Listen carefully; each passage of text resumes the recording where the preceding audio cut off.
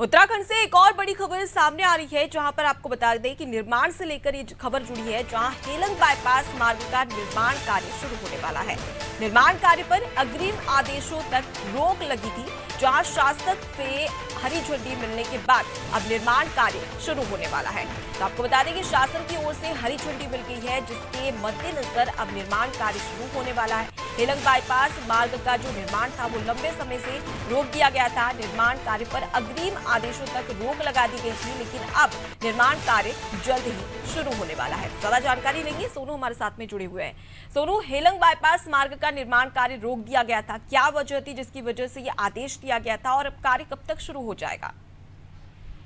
देखिए, जो जोशीमठ वाला क्षेत्र है, जिस क्षेत्र में ये मार्ग बनना है, इस मार्ग के आसपास का जो इलाका है, जोशीमठ वाला जो क्षेत्र है, इस क्षेत्र में कुछ समय पहले जो रियायती इलाके हैं और जो सरकारी और गैर सरकारी जो भवन है और भूमि है, कृषि भूमि, इस पूरे के पूरे क्षेत्र में भूधसाव का मामला सामने आया था और ये काफी चर्चाओं में रहा। और जैसे ही जोशीमठ क्षेत्र में भूधसाव हुआ तो उस दौरान जो तमाम क्षेत्र में विकास के कार्य चल रहे थे, चाहे वो पावर प्रोजेक्ट के लिए पहाड़ों में ब्लास्ट करने वाली बात हो या फिर मोटर मार्गों का निर्माण का कार्य हो, ये तमाम जो कार्य चल रहे थे, जब स्थानीय लोगों ने भूधसाव के मामले बढ़ने लगे तो स्थानीय प्रशासनिक अधिकारियों से ये अनुरोध किया कि फिलहाल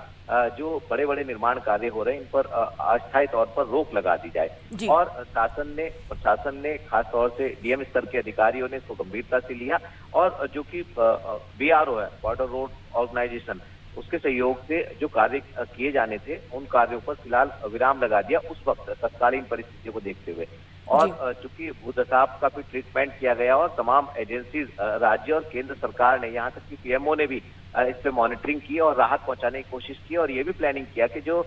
जोशीमठ वाला क्षेत्र है, भूधसाव वाला क्षेत्र, से प्रभावित लोगों को कैसे इनका पुनर्वास किया जाए और कैसे इनको राहत पहुंचाई जाए। और मुख्यमंत्री ने ग्राउंड जीरो पर जाकर के कई बार जो प्रभावित लोग हैं उनका जायजा लिया और आर्थिक सहयोग केंद्र से लेने के लिए प्रस्ताव भी भेजा। जी, तो ये तमाम ऐसे पहलू जो इससे जुड़े हुए हैं और उस वक्त जब इस पर रोक लगाई गई थी, जो कि सामरिक लिहाज से बहुत महत्वपूर्ण है। और आगे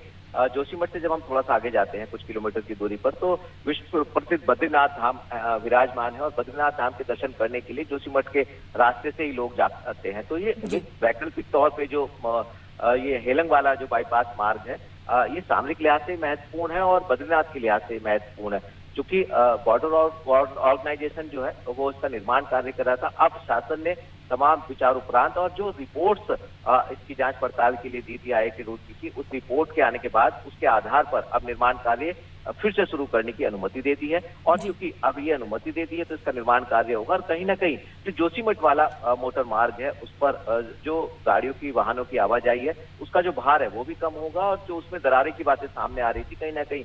वो दरारों का आकार भी जो पहले बढ़ रहा था, वो हालांकि बाद में वो थोड़ा कम हो गया था, तो उसका जो खतरा है वो भी कम होगा और लोगों को सामरिक लिहाज से भी कहीं ना कहीं से सुरक्षा मिल पाएगी। जी, तो आप हमारे साथ में बने रहिए, आगे भी आपसे अपडेट्स लेते रहेंगे। तो हेलंग बाईपास मार्ग का निर्माण कार्य शुरू हो चुका है। आपको बता दें कि जोशीमठ के रास्ते पर लगातार भूस्खलन जैसी बातें भी सामने आ रही थी, उसके साथ ही दरारें पड़ रही थी, जिसकी वजह से इस पर रोक लगा दी गई थी। लेकिन तमाम जांच के बाद में ये आदेश जारी किया गया है कि अब ये रोक हटा दी गई है और निर्माण कार्य जल्द ही शुरू हो जाएगा।